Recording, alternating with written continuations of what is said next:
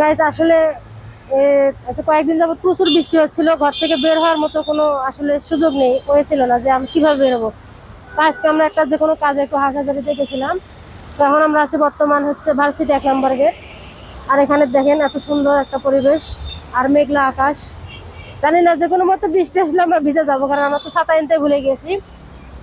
তো আসলে খোলামেলা আকাশ এরকম খুবই ভালো লাগতেছিল, দেখেন অসাধারণ। মনটা খুবই খারাপ ছিল, তো বাহিরে আসার পরে এখন একটু ঘুরতেছি, অনেকটাই ভালো লাগতেছে।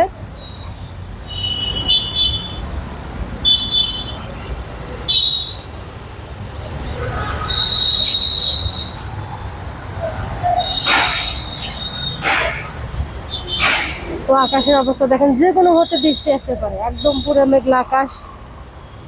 সে লাগতেছে।